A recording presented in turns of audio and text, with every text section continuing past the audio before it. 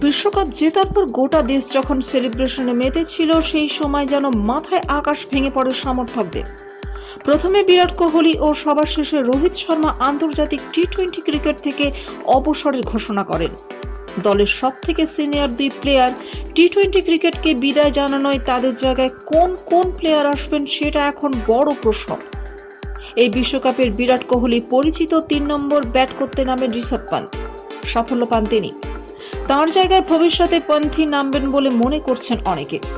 অন্যদিকে ওপেনে একাধিক বিকল্প রয়েছে, তবে রোহিতের জায়গায় নেতৃত্ব কে দেবেন টি-20 ক্রিকেটে, এই প্রশ্ন এখন ঘোরাফেরা করছে।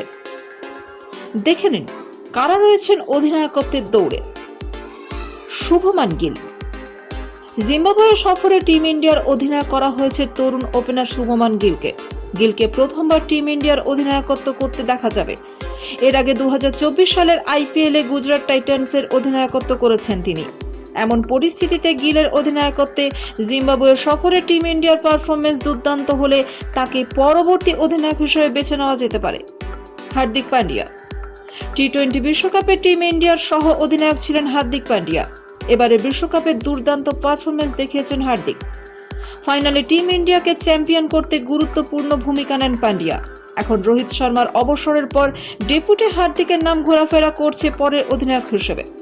হার্দিকের অধিনায়কত্বের অভিজ্ঞতা রয়েছে, তার অধিনায়কত্বে অনেক টি-20 সিরিজ জিতেছে। এছাড়া আইপিএল 3টে মরশুমে অধিনায়কত্ব করেছেন হার্দিক। সূর্যকুমার যাদব। রোহিতের পর টি-20 দলের অধিনায়ক হিসেবে নাম উঠছে টিম ইন্ডিয়ার বিস্ফোরক ব্যাটার সূর্যকুমার যাদবের নাম। টি-20 বিশ্বকাপে সূর্যের পারফরমেন্স ছিল দারুণ। সূর্যকুমার যাদব ইতিমধ্যেই টি-20 আন্তর্জাতিক ক্রিকেটে টিম ইন্ডিয়াকে নেতৃত্ব দিয়েছেন। সূর্যের অধিনায়কত্বে টিম ইন্ডিয়া অস্ট্রেলিয়া ও দক্ষিণ আফ্রিকাকে হারিয়েছে। শ্রেয়স আইয়ার। টিম ইন্ডিয়ার middle order batter Shreyas Iyer আপাতত টিম ইন্ডিয়ার বাইরে থাকলেও অধিনায়কত্বের দাবিও জানাতে পারেন। শ্রেয়স আইয়ারের নেতৃত্বে এবার আইপিএল জেতে কলকাতা নাইট রাইডার্স। বাকিদের থেকে অধিনায়কত্বের অভিজ্ঞতা তার বেশি। তিনি আইপিএলে বিগত কয়েক বছর ধরে অধিনায়কত্ব করেছেন। দিল্লি ক্যাপিটালসকে নেতৃত্ব দেবার পর তিনি এবার কলকাতা নাইট রাইডার্সের অধিনায়ক।